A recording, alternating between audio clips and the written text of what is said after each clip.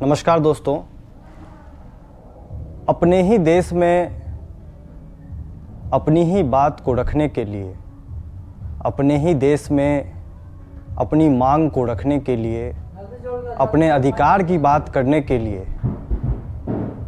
अगर आपको आंसू गोलों का सामना करना पड़े, अगर आपके रास्ते पर कील बिछा दिए जाएं, अगर आपके आगे अपनी ही सेना खड़ी हो जाए, अपनी ही पुलिस, अपने ही घर के लोग बंदूक तान कर खड़े हो जाएं, तो अपने ही देश में अपनी आवाज़ को बुलंद करने के लिए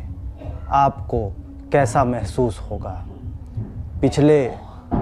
कुछ दिनों से जो दृश्य आप लोग टीवी पर, अखबार में देख रहे होंगे, वो दृश्य हिंदुस्तान की आज़ादी के 77 वर्ष के बाद अपने देश के अन्नदाताओं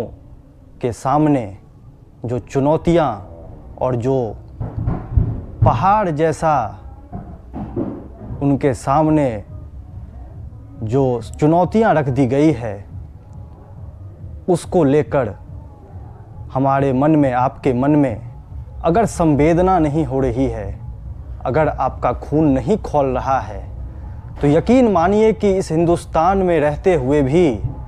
आपको अब अपने अन्नदाताओं से, जब आप खाना खाने के लिए बैठते हैं, उस वक्त में आपको हिंदुस्तान के उन अन्नदाताओं की थोड़ी भी फिक्र, थोड़ी भी चिंता नहीं हो रही है। दिल्ली की सत्ता तो मदमस्त है, दिल्ली की सत्ता सो रही है, घमंड अहंकार में चूर है, लेकिन दिल्ली की सत्ता की यही अहंकारी कहीं ना कहीं इस देश को खोखला करती जा रही है। 2 वर्ष पहले जो दृश्य हम सब ने देखा, हम में से बहुत लोगों ने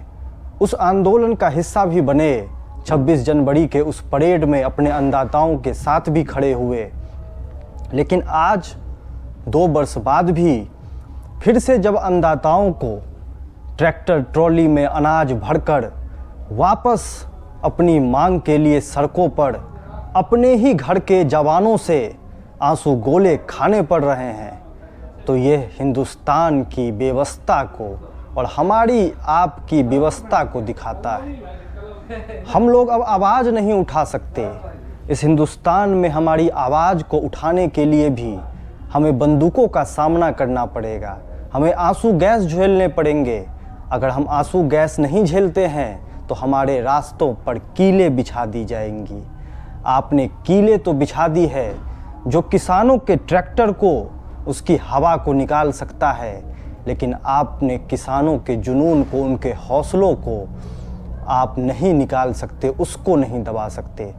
हिंदुस्तान के किसान जो अन्नदाता हैं, चाहे वो पंजाब के किसान हो, चाहे हरियाणा के किसान हो, चाहे पश्चिमी उत्तर प्रदेश के किसान हो, वो सब कहीं ना कहीं अब एक बार फिर से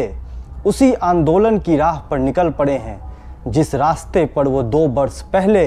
दिल्ली की सत्ता को, अहंकारी सत्ता को झुकने पर जिन्होंने मजबूर कर दिया था। आप खुद सोचिए, नरेंद्र मोदी जी ने प्रेस कॉन्फ्रेंस करते हुए कहा, नरेंद्र मोदी ने मीडिया के सामने आकर कहा कि हो सकता है कि हमारी तपस्या में कोई कमी रह गई हो। तो जो कमी नरेंद्र मोदी की तपस्या में 2 वर्ष पहले रह गई थी, उस कमी को, उस कसर को नरेंद्र मोदी इस बार पूरी करने के मूड में नज़र आ रहे हैं। किसान अभी घर से निकले भी नहीं, किसान अभी अपनी बात को सही से रखना भी शुरू नहीं किए, तो उन पे आंसू गैस के गोले बरसाने इन्होंने शुरू कर दिए। किसानों ने अभी अपनी मांग भी नहीं रखी और इन्होंने किसानों के रास्ते में कील बिछा दिए। तो कहीं ना कहीं अब हम सबको इस बात को सोचना पड़ेगा और सोचना भी चाहिए कि आज़ाद हिंदुस्तान में जिस अन्न को खाकर हम बड़े हुए हैं, जिस अन्न को खाकर हम जीते हैं, वही अन्नदाता अगर हमारे देश में अपनी आवाज़ को उठा पाने में सक्षम नहीं है या उसे सक्षम नहीं रहा दिया जाता है, उसके रास्ते में कीलें बिछाई दिया जाती है, तो क्या आज़ाद हिंदुस्तान में हमें बोलने की आज़ादी भी अब नहीं बचेगी? ये हम सबको सोचना पड़ेगा, क्योंकि जो दृश्य पिछले 2-3 दिनों से आ रहा है वो दृश्य पंजाब के बॉर्डर, हरियाणा के बॉर्डर, दिल्ली के बॉर्डर का नहीं है। ऐसा प्रतीत होता है जैसे वो किसी पाकिस्तान हिंदुस्तान के बॉर्डर का दृश्य हो, या हमारी फ़ौज, हमारी पुलिस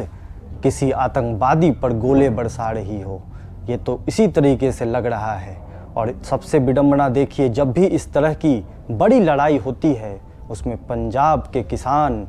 आगे बढ़ चढ़ कर हिस्सा लेते हैं। लोग इस बारे में क्या सोचते हैं, कमेंट में अपनी राय ज़रूर बताएं। जय हिंद, जय बिहार।